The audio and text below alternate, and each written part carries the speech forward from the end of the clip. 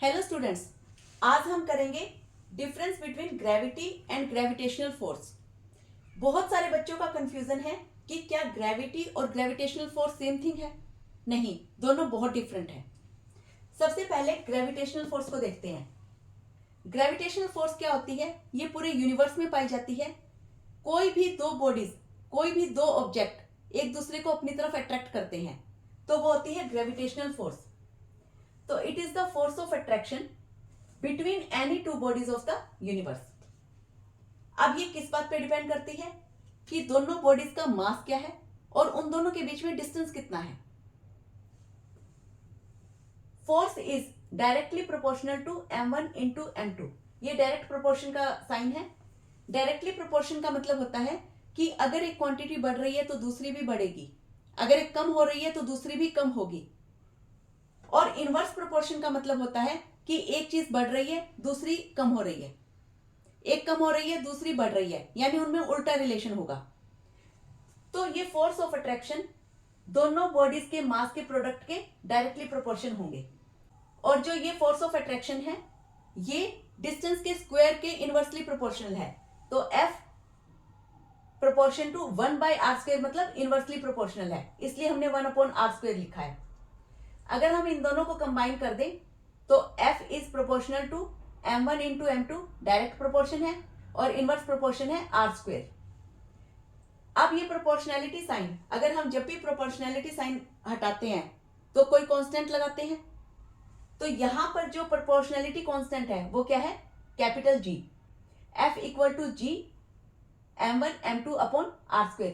यहां पे प्रोपोर्शनैलिटी का साइन हटके इक्वल टू का साइन आ गया, और इस प्रोपोर्शनैलिटी की साइन की जगह जो कांस्टेंट हमने लिया है वो है G।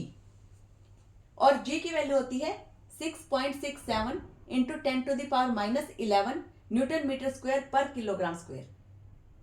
ये G की वैल्यू होती है। इसको हम यूनिवर्स ग्रेविटेशन कांस्टेंट भी बोलते हैं, और इसकी वैल्यू हर जगह सेम रहती है।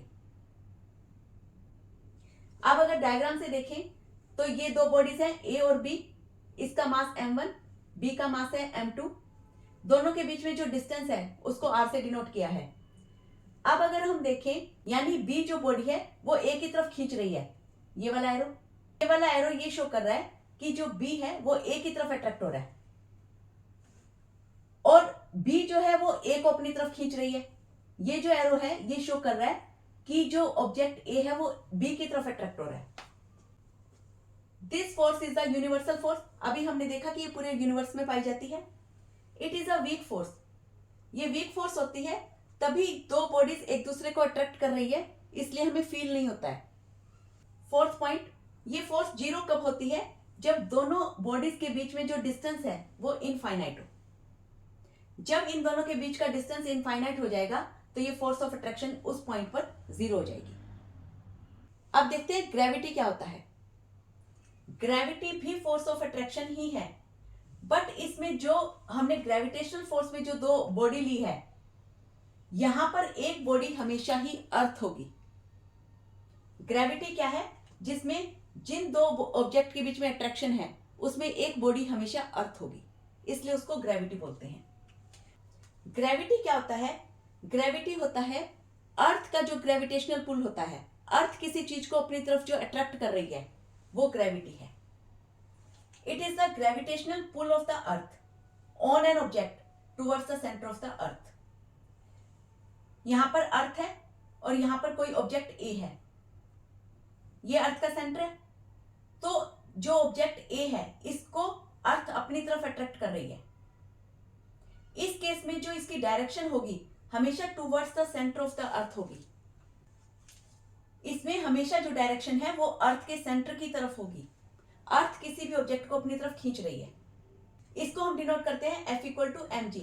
यहां पे जो G है इसकी वैल्यू होती है G me अपॉन r²। यहां पे जो me है वो अर्थ के लिए लगाया है, मास ऑफ द अर्थ है।